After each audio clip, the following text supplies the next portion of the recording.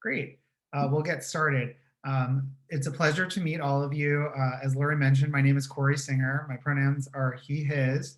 I graduated from the college in 2010, and I was very involved with all things tacky. I was a chair of Penn Players, as well as being an ensemble member in Penn Singers. I also did the Fling shows and several other odds and end roles in the theater community. After I graduated from Penn, I went to law school and graduated from UCLA Law in 2014 and have been practicing as an entertainment attorney for the past 7 years.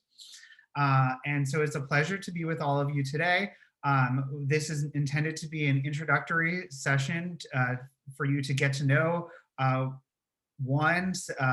get to know six, seven other Penn alums who are currently living out in LA and working in the entertainment industry, and two, to sort of understand what it's like to live in LA, where is the best places that we would recommend living, how to find housing, where to go to eat, what are things to do in Los Angeles, things that you may not necessarily be exposed to, obviously living in Philly for the last 10 months. And so I want to get right to it so that everyone gets the most out of this session. So I'm going to ask everyone on the panel to introduce themselves, and if they could provide your name, which pronouns you use, your year at Penn, your association to the performing arts at Penn, and then your current job and where you live in Los Angeles. So I will start. The first person I see on my Zoom screen is Priscilla. So could you start us off? Yeah. Hi, my name is Priscilla. My pronouns are she, her, hers. I graduated from Penn last year from Wharton, so I'm only a year out. I was very involved in Tacky as well. I was chair of Stimulus Children's Theater. I did the Fling shows, a number of other things. I also was very involved with Penn Singers. I was president at one point. And I was also a Penn Arts leader and a member of Penn Sirens. My current role is I'm working as a personal / executive assistant to a big musician / TikToker, and I live in West Hollywood. Awesome. So we'll go down the line here. So Anthony, you're next up. Hi, everyone. My name is Anthony. My pronouns are he, him. I graduated from the college in 2018. At Penn, I was involved as the ACT chair. I was the president of Counterparts. I was in the Glee Club for a little bit.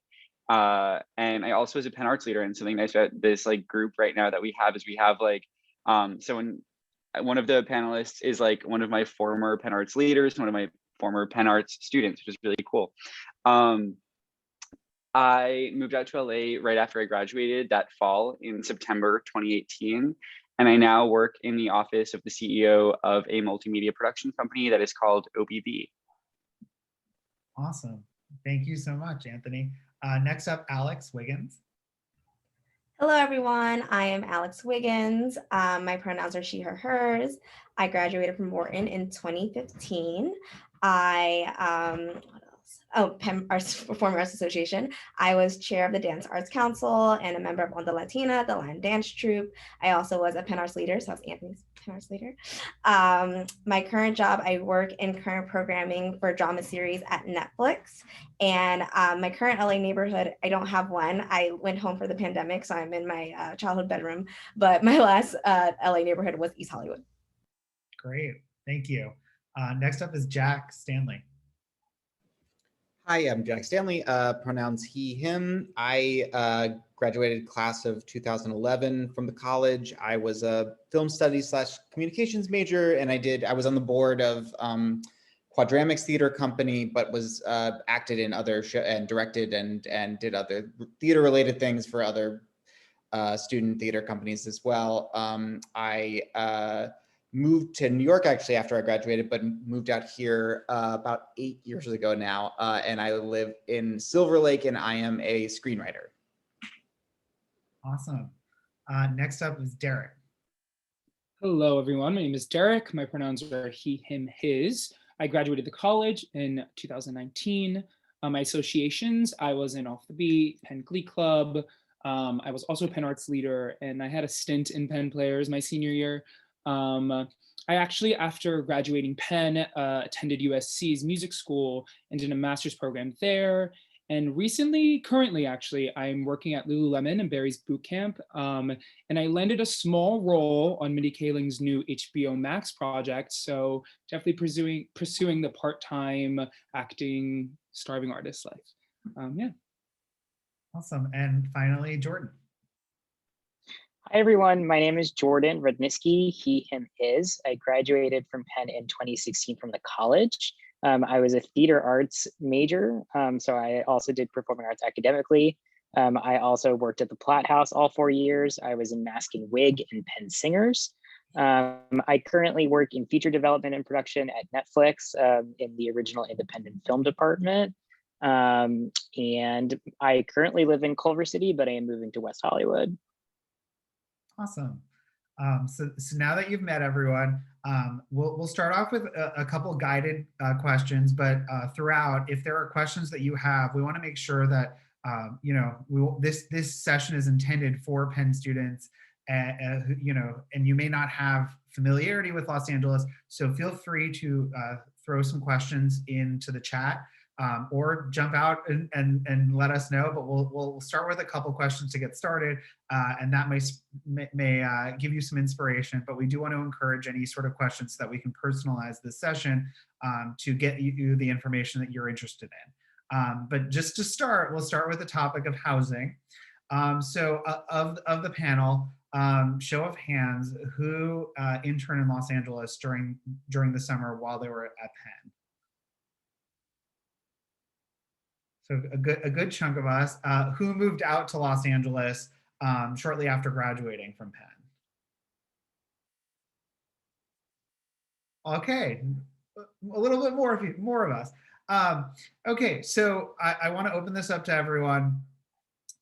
So for the people who said yes, where in LA did you live that summer that you were working out here in Los Angeles, or if you moved out to Los Angeles after graduating, where did you find your housing, and what was that process like?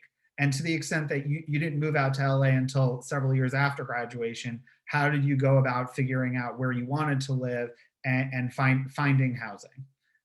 So who wants to kick it off? Or I'm just going to pick someone. I can start. Go for it.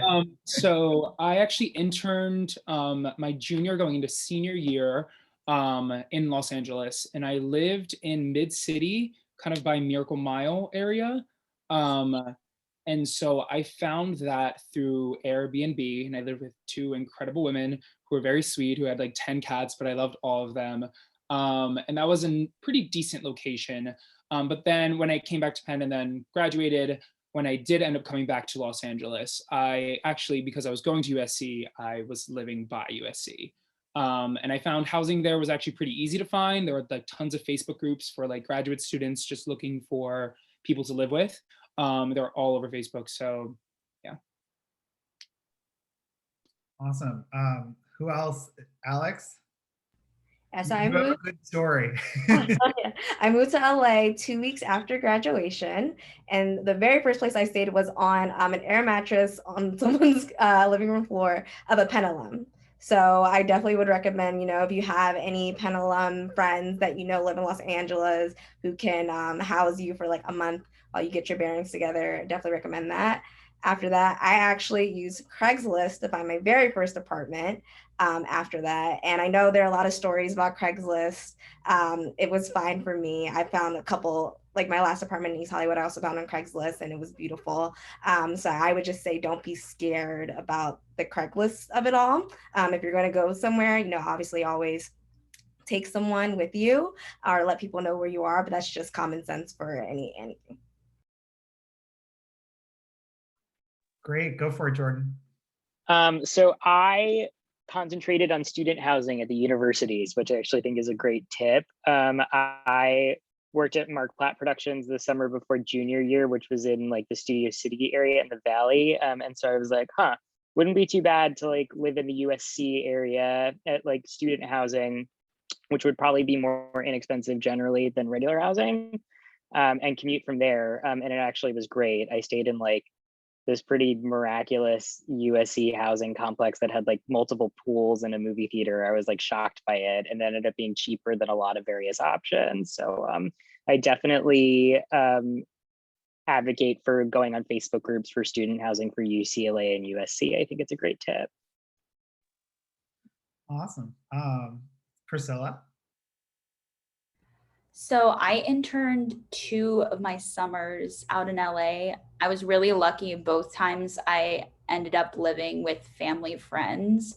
That my first summer was at Warner Brothers, and I had a family friend who lived in Burbank. So I was able to walk to work, which I know we'll talk about transport later, but that was definitely a big plus because I didn't have a car. And then the summer after, I was at CAA and I lived in Westwood, very close to UCLA. And then last year, I was out here kind of temporarily and then landed a job. So I had to find housing very quickly. So I ended up going on one of the there's a couple different Facebook groups for LA apartments and housing in general. And I found a month-long lease of a recent grad who needed someone to live in her room while she finished out her prior lease. And that gave me the time to then find a more permanent housing situation. And I did like a big search on apartments.com and other things with 2 girls that I had met through an internship. And then we ended up finding a place and moving in about a month later. So that was my experience. Awesome. Jack, do you want to go? Sure. So yeah, like I said, I didn't move out right away after school. I actually was in New York for like two plus years. But when I did move out here, I sublet at first in West Hollywood from someone I was friends with who was going to grad school in New York. So we kind of like swapped places, and that was good because it did give me a chance to get the lay of the land, I would say, subletting. And West Hollywood was a good place to start to the degree that it is walkable. So it's more like other cities than a lot of parts of LA, which are not walkable. And it's pretty centrally located. If you are going to a lot of different parts of town, if obviously you're working in one area, then maybe it's better to look for places that are just in that area. But then I also, after that, used Craigslist to find my next apartment after that sublet and didn't die. So it does work out okay to use Craigslist. So yeah, that's how it started. Great. And finally, Anthony. Hi, everyone. Anthony again. I did not have permanent housing in LA until almost like a year after moving here. I initially moved out here on what I thought was a temporary internship and kind of stumbled into just like, okay, I guess I'm going to live here now. So my first 4 months, I was fortunate to find a pool house in the back of this like real house that 2 of my friends from Penn were living in. So I lived there for 4 months. 4 months turned into like 6 months. And then after that, I was a little bit similar to Alex in that I was doing the Airbnb hopping. I'm sure, Alex, you probably cracked it a little bit better in that like I was shifting Airbnbs every 3 weeks. So it was just like living out of suitcases, which was super fun. Yeah. And then I ended up moving in with Josh Kahn, who is a friend of mine from Off the Beat. And we just did the apartments.com/Zillow hunt. And now I live with Derek, who's another Zoom box. And same thing, Zillow hunt, apartment.com as it goes. That's awesome. So I take from our panelists, 1, Craigslist is okay as long as you go with someone to look at the apartment. Facebook groups are a good option as well. And it's, okay. Many people, as you've seen, may not have permanent housing immediately when they first move out here and either use Airbnbs or will stay at a friend's house for a little bit before they get to know the neighborhood. And just to share my own experience, I worked for Sony Pictures when I was in between my junior and senior year. And I actually found something on Craigslist prior to moving out here. I lived there for 5 days or 6 days, and it was really horrible and I really didn't like it. And so I actually moved out and literally brought all of my stuff in my car and had nowhere to stay that night. And went to go look at the first thing I saw on Craigslist on my lunch break. And that's where I ended up living for the rest of the summer. And I lived on off-campus UCLA for that summer. And then afterwards, after I moved out here to Los Angeles, I actually did something that people rarely do in Los Angeles, but literally walked door to door and went to ask different places if they had anything available for rent. And that's how I found my first apartment in Los Angeles. Okay, so if anyone has any questions as to housing or other issues, I wanted to just remind anyone, any of the Penn students to use the chat function and let us know. And we'll get your questions answered and give you very much our personal take, fully candid view. Moving on, one of the hottest topics that people like to discuss about LA that certainly isn't an issue in Philly and certainly isn't an issue in New York City is a car. So just show of hands here, when you first moved out to Los Angeles, how many of you did not have a car? 3. Oh, wow. I'm impressed. So we'll start with the 3 of you guys first. What was it like to live in Los Angeles without a car? How did you get around? Is that manageable? So we'll start, Anthony, since we just left off you. Explain what that was like. Yeah, so I got my license right before I moved here, which I wouldn't recommend because LA, as I'm sure you guys have heard horror stories about, is not the most fun to drive in. But I was like Ubering for a little bit, and then I found a rental, again, kind of aligned with the rest of my LA experience. It was like short-term, and then I finally got a car lease. But yeah, it's a little bit difficult to Uber around, and so I ended up doing the car rental followed by lease. Derek, what about you? So this is a funny topic because I am the running joke of my entire friend group because I actually still don't drive. So when I first moved out here that summer, I did a lot of Ubering and a lot of public transportation. Although the public transportation is very not fantastic in certain areas, there's a weirdly very widely connected bus system. And so I very much used that my first summer in Los Angeles. When I moved out here, I did a lot of driving.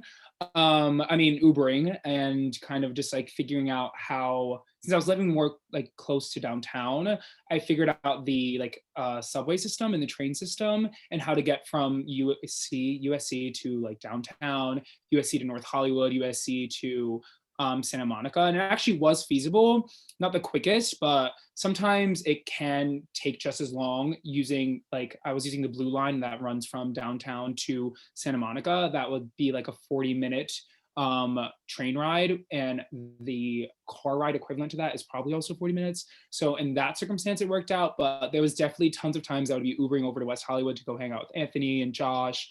And the price tag definitely does rack up. So definitely still figuring out when I'm going to get my license, because I don't even have my license. Hoping to get that soon. Stay tuned. Great. Yeah, one thing to point out about LA is it actually has the largest bus network in the world, and that's why they take up there's so many bus lanes, is because there's just so many of the buses. I've never actually ridden on one because I've always had a car, but good to know that there are some people using our public transportation. So thank you, Derek. And Priscilla, what about you? So when I was interning out here, I never had a car. I did similar to Derek. I Ubered a lot of places, but I will say, because of that, I was way more strategic about when I would see people, because it can get expensive. But I think it's a lot about where you live in relation to work and in relation to people that you are friends with, etc. And that just was a factor for me. And then when I moved out here, I needed a car pretty immediately, but wasn't ready to buy one yet. So one of the difficult things in general is getting a rental car when you're under 25. But there are some services, and there was one that I used here in particular that I'm happy to refer, that they don't care, like you can be 21 or whatever. And it was a relatively low cost rental, like on a weekly basis, that I was able to just keep renewing until I needed, until I was ready to actually buy a car. So that was a really good option, because I think rental cars can like also seem very expensive, like in general, but there are definitely some options that are more cost effective for people who need it long term and who are younger. That's And great. latching onto that as well, I did the same thing where I was told that for renting a car that there would be a significant penalty for being under the age of 25 for renting a car. And I found a service that waived that completely. So it ended up being more cost effective to rent a car, especially for my intern summer initially. Great. And so for the folks that said that they have a car or relied on a car, so obviously traffic in LA gets a very bad rap. So how have you managed around traffic, and sort of what are your tips and tricks for people who are not familiar with LA roads that you would be willing to share? I would just say to be aware of the patterns of traffic in terms of, I mean, whether you can avoid it or not is a different question, but the traffic in the afternoon into the evening from west to east is really bad. It's just always really bad. So if you're going down to Santa Monica, it might be better to come back earlier in the day or later in the day than try to come back during rush hour or something like that. I think that it also is just always good to budget in extra time for driving in Los Angeles, because I think Google Maps has gotten pretty good at like judging the amount of time it takes to get somewhere, but that's not always the case. So I would say actually I trust Google Maps more than Waze to get me places, because Waze will have you going across lanes and across places that are very dangerous and not at all feasible to do in a car, especially if you haven't been in the area before and you don't know where you're going. So I would rather stick to Google Maps than Waze personally. Waze will have you making a left-hand turn across a 6-lane street. I would not recommend using it. This is bad for a panel, but I don't have great advice for how to avoid LA traffic because it's kind of inevitable. The best thing I can say is similar to Jack. I usually just wait. I like know when there's going to be less traffic. So I'm like, if I'm leaving work or something, I might wait a little bit longer. Or if I'm going to go somewhere, I might just hang out somewhere before I want to hop on the highway. I also, in conjunction with traffic, is parking. And so sometimes I will hop, even though I have a car, I will hop on the train. So I used to live in Burbank and I would hang out in Hollywood a lot. So I would take the train from Universal City area near the Universal lot and stuff to Hollywood. And it's like a very quick ride and super cheap. So I also would utilize that if it's an option. And just to piggyback off of that, Google Maps, another thing that they've gotten better at is telling you what the parking like is in an area. It'll say when you put the destination, whether it's medium limited or extremely limited parking in the area. So you will know going into it whether it's possible or feasible to even find a space. Yeah. The one thing I would encourage is certainly plan ahead, because, if you're thinking, oh, you want to go down to San Diego for the weekend, for instance, or you want to go up to Santa Barbara and you want to leave on a Friday at 3 o'clock, it's going to take you almost certainly double, possibly 3 times as long as it could if you waited until 9 o'clock to go. And so, as with any other major city, planning ahead. And then I think Jack, you raised a great point about parking. I pretty much won't go anywhere unless I know where I'm going to park. I need to know what my parking situation is, because especially street parking, because valet parking fees can add up very quickly. Great. So next topic I wanted to discuss is sort of places to go in Los Angeles. You've never been to Los Angeles, and what is something that you would recommend someone doing if they only have 8 weeks in LA? They're working on the weekdays, but they have weekends to themselves. What's something that you would encourage someone to do while they're in LA or in SoCal generally? So I'll start this one off with Jordan. Sure. I think LA has some of the best outdoor evening experiences of any city on the planet, particularly. I'm largely thinking of the Hollywood Bowl, which if you've never been to it, it's an absolutely magnificent live music venue. It's where the LA Philharmonic plays, and there's a variety of concerts in the summer. It's carved into the side of a mountain. It's absolutely stunning to spend an evening there. You can picnic. And they are reopening their season for the summer after a year break of COVID. I'm also thinking of Cinespia, which is an outdoor cinema screening series. And they basically project movies on the side of a mausoleum at Hollywood Forever Cemetery. So a couple summers ago, I saw Some Like It Hot with Marilyn Monroe, and then everyone like walked back to their cars next to Marilyn Monroe's grave, and there were flowers all over Marilyn's grave. It was pretty magical. So I think those are two of the like ultimate like LA experiences I would recommend. Those are great, and two of my favorite as well. So if people know, the Hollywood Bowl is having a season, and tickets go on sale, I think, like in a week. And their season starts kind of late, so it starts, I think, in July and then goes throughout the summer into September. But I definitely encourage people to do it. And Cinespia is for sure, I think it was like one of the things that I've done almost every single year up till COVID. And it's just a really like quintessential LA thing to do. Alex, do you want to go next? Yeah, my favorite thing to do in LA is eat. And so what I'm really missing right now being in Philadelphia are street tacos, which are very, very cheap and can fill you up for less than $10. So like my favorite taco truck is Leo's Tacos, and it's all over LA, a couple locations. I also on the outdoor theme.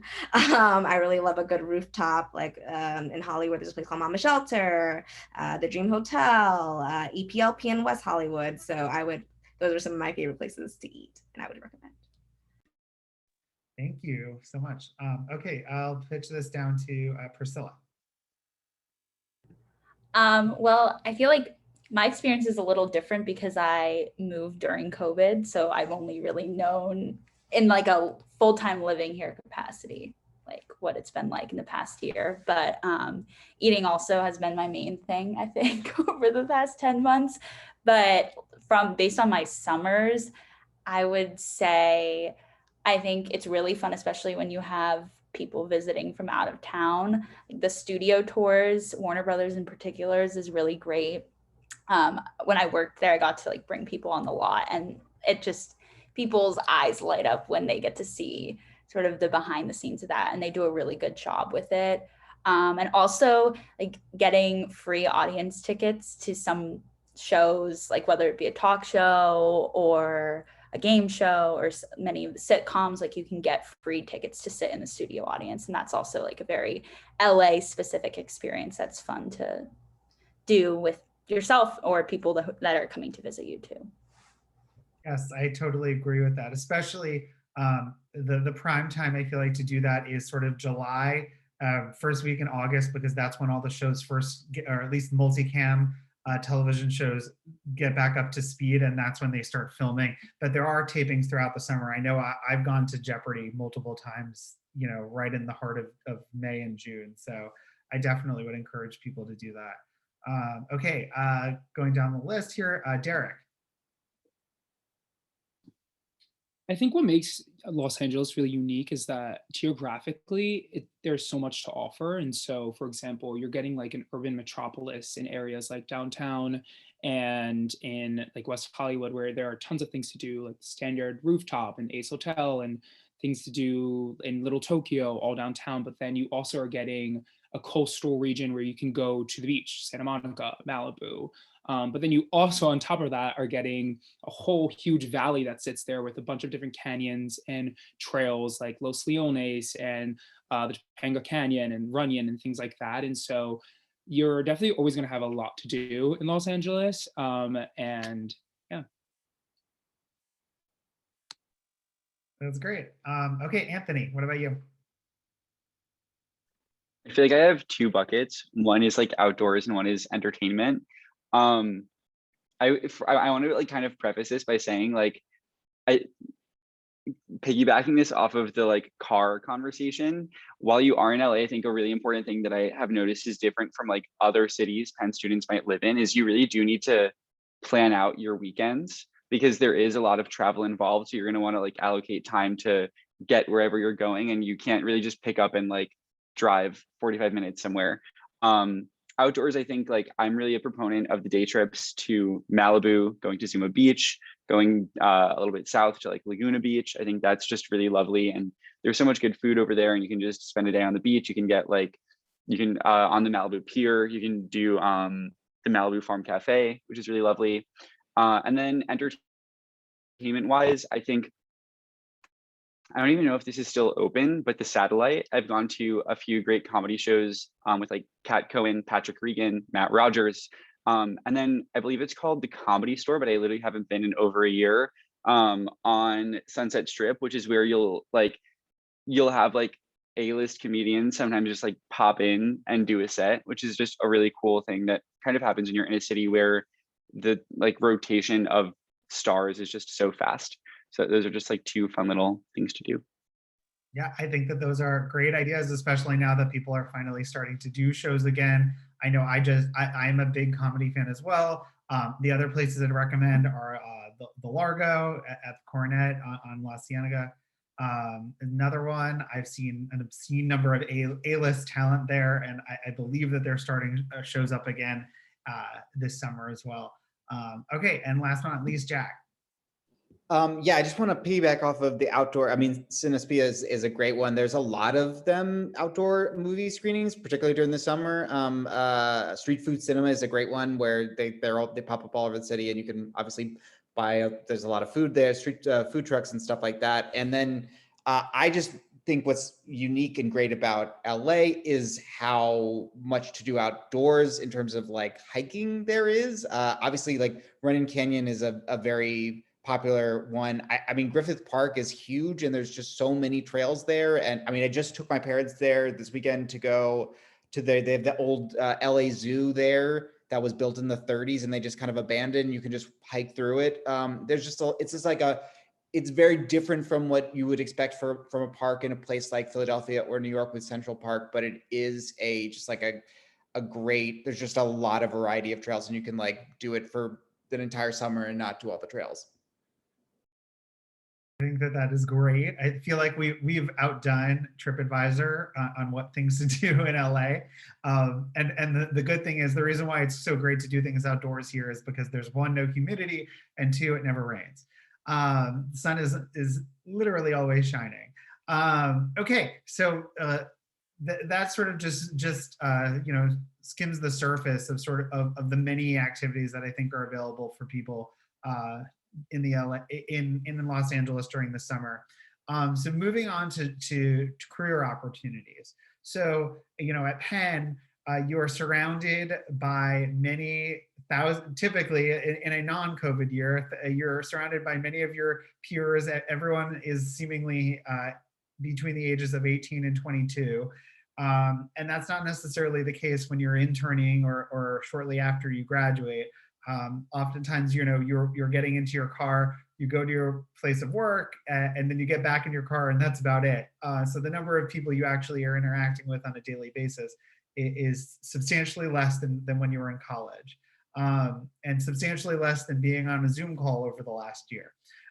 So when you first came to LA, how did you go about expanding your social network and sort of building the community that you have here? And I recognize for many of you who recently moved out to Los Angeles, you're in this process currently, but if you could sort of share how you've gone about making friends, especially now where it's been rather challenging when we've all sort of been isolated and bound to our apartments / condos / sublets. So we'll get started. Who would like to kick us off here? I can go first because I've been here the longest, along with Corey. I would just say be prepared for it to be tough at first. I would say in Los Angeles, it took me. People said this to me moving here, that it would take 2 years for you to feel like you really live here, and that's true. I think if you're interning over the summer, then you can probably rely on try to rely on the people that you're working with and interning with. But for me, I obviously one of the benefits is there are a lot of people from Penn who are either from LA or moved to LA after they went to Penn. So there's already some built-in contacts for sure that you're going to be able to find, whether they're close friends or people that you're just getting to know. And I also just recommend like saying yes to things within reason, obviously, like, don't go to social events that you wouldn't feel safe at or you think are dangerous in some way, but you have to be a little willing to be like, sure, I'll get drinks with this person or go to this party where I might only know one or two people, because you just sort of have to kind of put yourself out there in a baby step sort of way to get used to it. And it did. I honestly, it took 2 years for me, and then I felt like and now I love Los Angeles, but it was a difficult city to transition from. I'm also from the East Coast originally, so I think that is tricky. And the other good thing about LA is it is a city of transplants, so you will not be alone in the feeling of trying to adjust to a weird place. Yeah, I think that's great. I mean, here I get away with being able to say I'm from New York City when I'm very much from New Jersey, because no one here seemingly knows the difference, and everyone is a transplant. Okay, so next on the line, Anthony, do you want to go? Yeah, sure. I definitely would echo Jack's sentiment that like first 2 years in LA can be a little bit tough, especially if you are not really like used to the city. I think that like for me, there have been pretty much like two main avenues to make friends. One is obviously leaning into the Penn network. There are a lot of people out here.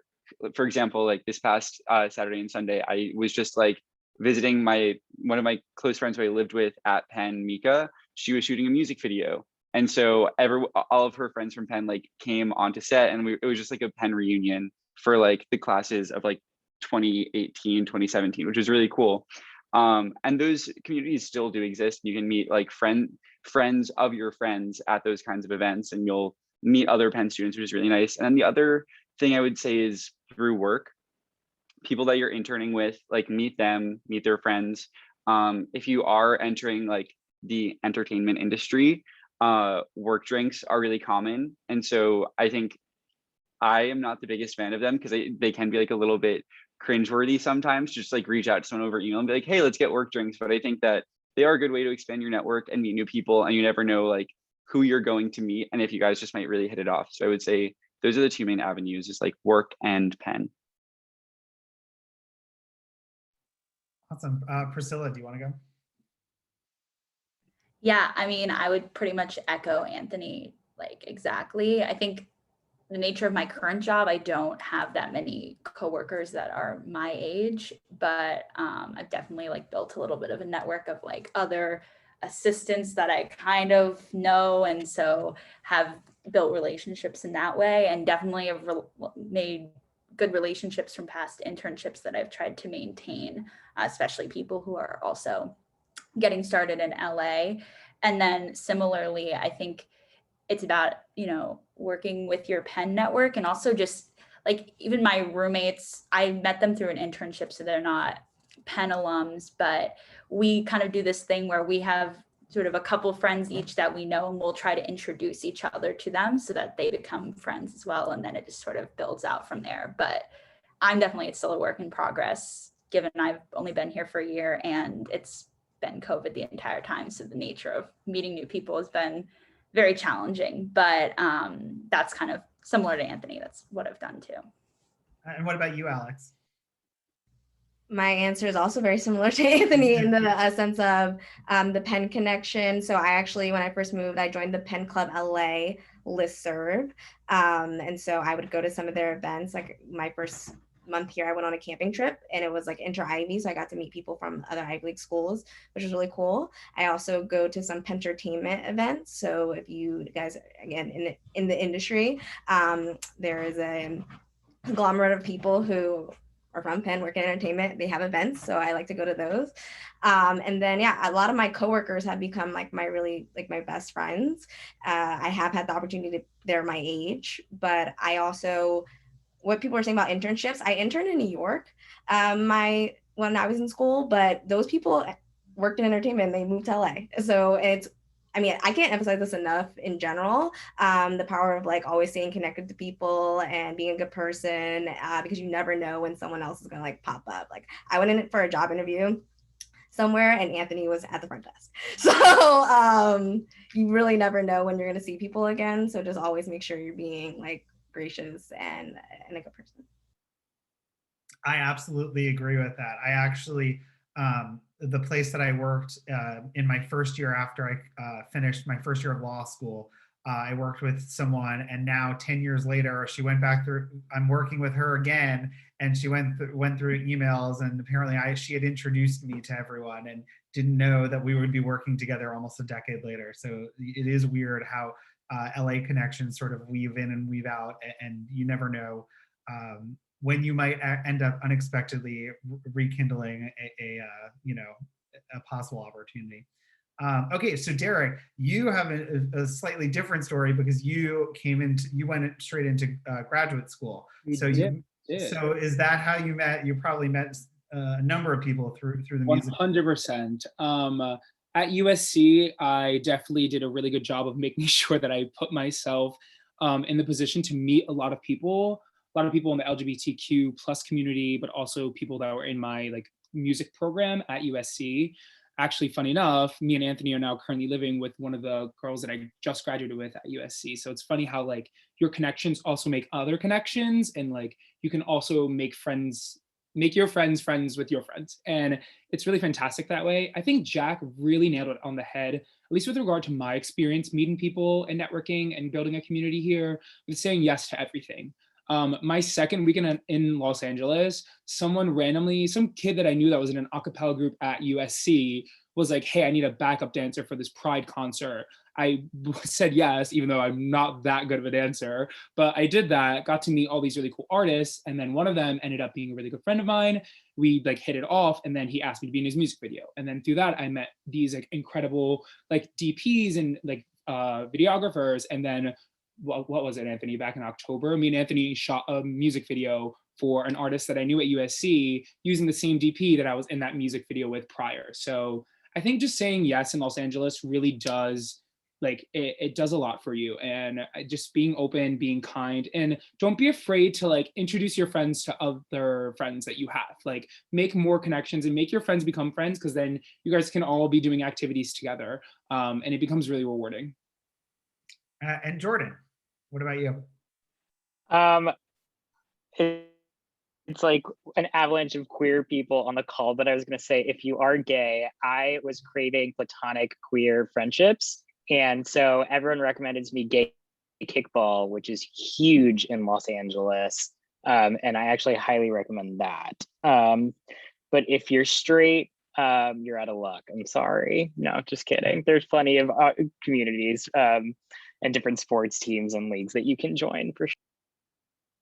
Yeah, and one thing that I would encourage, and I know that Lori will put in the chat, or someone from Platt House will put in the chat, is that we did create a Facebook group for people who are going to be Penn in LA. And so for students that are going to be working in Los Angeles this summer, or if maybe you have some Penn students that are going to be visiting Los Angeles and want to hang out, we did create a Facebook group, and we will put, we're going to invite a number of Penn alums, including the ones on this panel as well, to that Facebook group, so that we can organize events through there and gauge interest if there are certain events that we're planning, and to see whether you guys would be interested in doing them, because we do want to build this out to be a fully fledged program. 2 years ago, Lori and I sort of came up with this idea while brainstorming on what are some ways we could get Penn students engaged in Los Angeles. And we wanted to do this at last summer, but of course our plans were thwarted by COVID. And so this program is very much in its nascency, and can be very much what Penn students who are living in LA this summer want to make of it. And so we encourage you to join the Facebook group, and we'll of course keep you posted throughout the summer. We want to at least do another event, hopefully in person, and not over Zoom, since I imagine many of you have been very much experienced or have experienced the Zoom fatigue, and get to do something that's in LA and is entertainment related. So to close things out, since I know that I want to be cognizant of time, and I know we're almost hitting the hour mark, we'll do a lightning round of things that people would recommend in LA. So first thing, for those who are currently living in LA, since this may not apply to the others, favorite movie theaters to go to in Los Angeles. I did this one on purpose because there's an answer I want to get to, but who wants to go first here? Go for it, Anthony. I'm a little heartbroken because mine was the ArcLight on Pico. So that's that what was I was closed. nudging.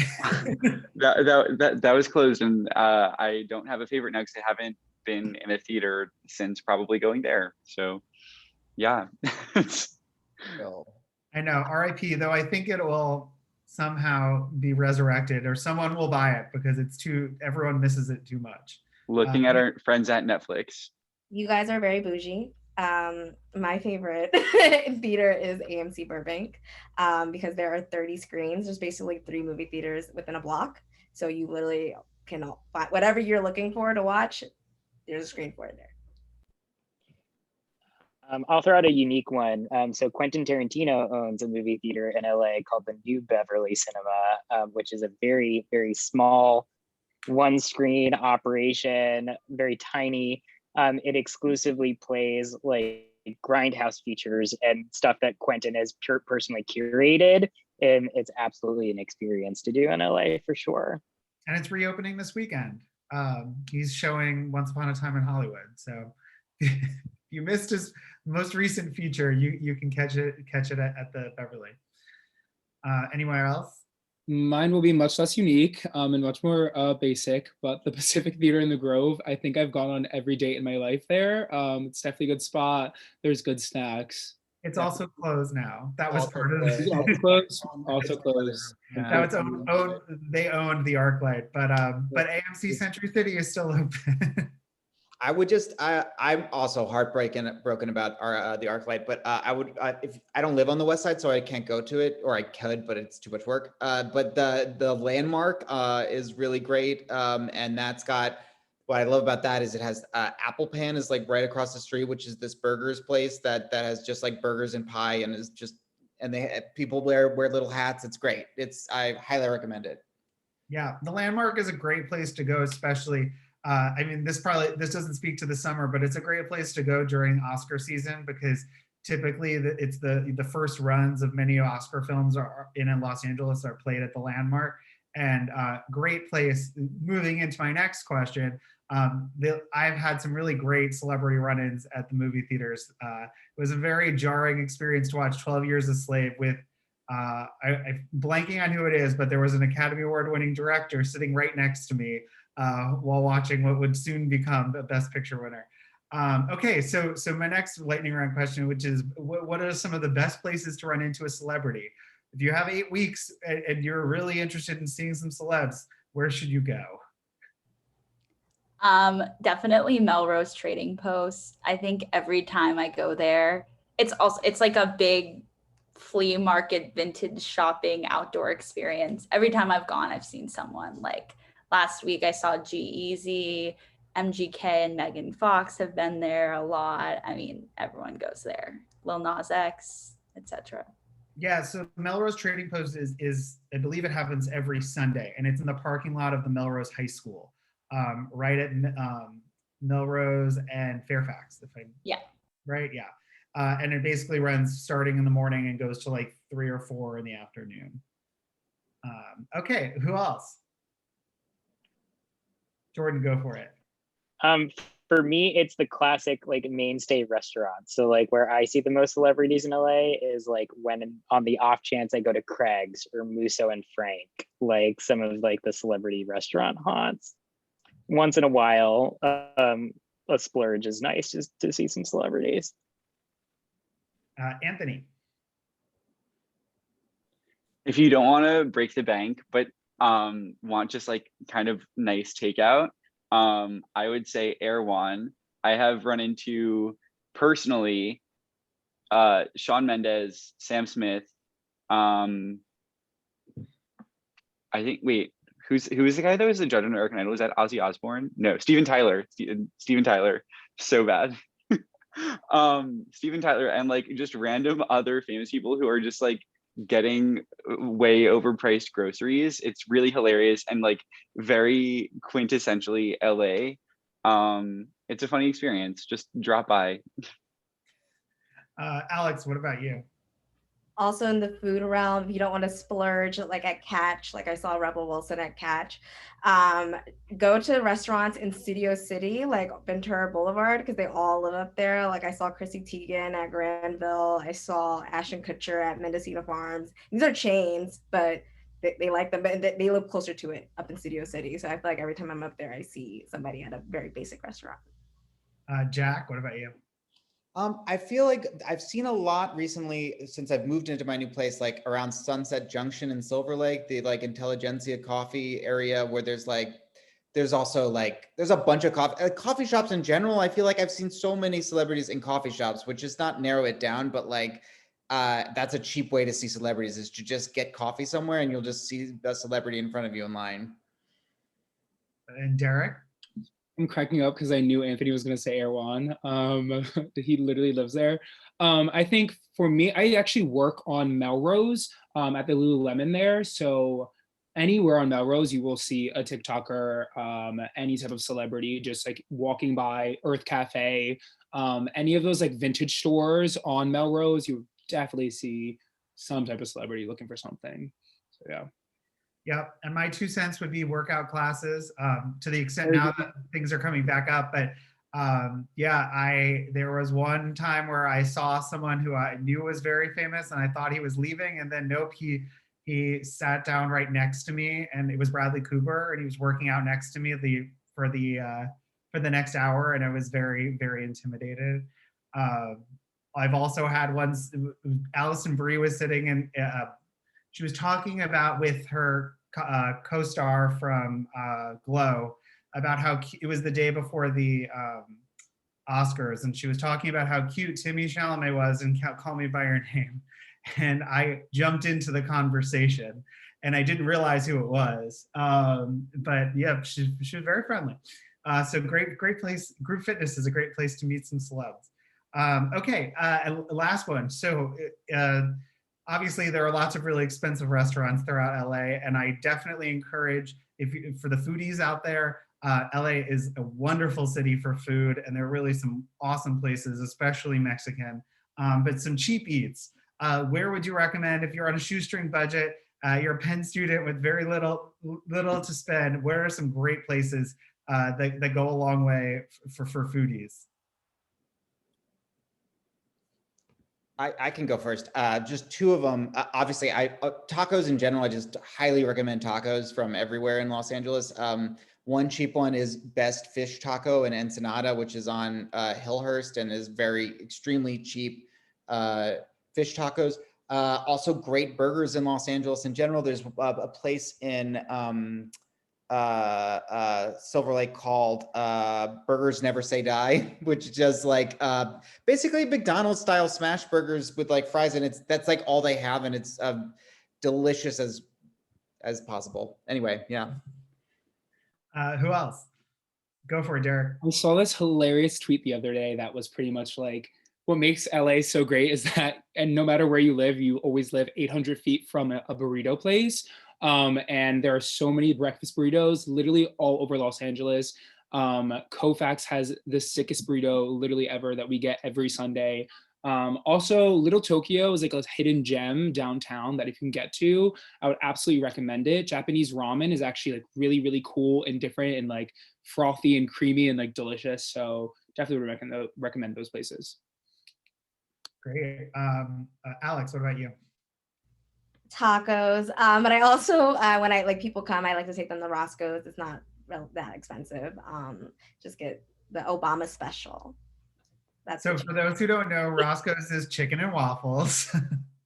And it is an LA institution, much like Jack mentioned. The Apple Pan is another LA institution. Jordan, what about you? I also echo Derek in that there's just absolutely phenomenal Asian food in Los Angeles. In addition to Little Tokyo, we have 2 Japan towns in Los Angeles, one of which is on the west side in a neighborhood called Sawtelle, and there's lots of cheap eats there. I was also going to add, we've talked a lot about fast food and things, but there's also some quick service like salad chains that are really good in LA. I'm particular to Tender Greens, which I think is fantastic. So if you need like quick service that won't be like particularly fattening for you, I think that's a good one. Anthony, what about you? Besides Erewhon, that is not, that's not a cheap. I'm aware. Seconding Tender Greens, seconding Asian food, seconding tacos. There's this really good local place that's like really specific to LA that I love to go when I don't want to break the bank. It's called Chipotle. They have a few of them out here, and it's excellent. So they still have it here, by the way. That may or may not have been my lunch. Priscilla, and what about you? Also a big fast casual person. Kava, I'm a ride or die. I mean, I started having that in DC because that's where it started and that's where I'm from, but they have many LA locations now. It's like basically the Mediterranean version of Chipotle. It's amazing. Also love, there's a place called Daughter's Deli on Sunset in West Hollywood. Amazing sandwiches. Yeah, tacos, echo everything from everyone else. Yeah, so my contributions to this would be a uniquely LA lunch place that has consistently great salads and sandwiches as Mendocino Farms, and would definitely, and they have great pickup situation if you just need to grab and go and order on the app. And then it would be horrible if no one raised this in the panel, but In-N-Out is one that must be mentioned and must go to if you're only in LA for a limited time. There's one in Westwood, Hollywood, Culver City, and then I think a couple down on the South Bay. But strongly recommend that. And with that, I think we'll wrap it up. I really do appreciate everyone on the panel for taking the time out of their very busy Tuesday evening to speak with us. And I hope for the Penn students that are on this Zoom call that this was informative and helpful and guides you in your move to Los Angeles. And if you're already here, then at least you've learned a few helpful tips and tricks. I would encourage everyone again to join the Facebook group. It's in the chat for Platt House in LA. And going forward, we are going to aim to do an in-person event coming soon. So we'll reach out about potential ideas that we're thinking about. And otherwise, I really hope that everyone has a wonderful Tuesday night, and thank you all. Lori, hand it off to you if there's anything I'm missing. Thank you. We'll also send the Facebook link out to whoever attended, and we'll also keep you informed of any future events. Yep, and of course, if you're interested in speaking to any of us that were on the panel, feel free to reach out. Lori can make our contact information available to you. And thank all the panelists for all their information, helpful information for everyone. They're nice people, and they will help you, promise. Awesome. So without further ado, thank you guys so much, and go Penn.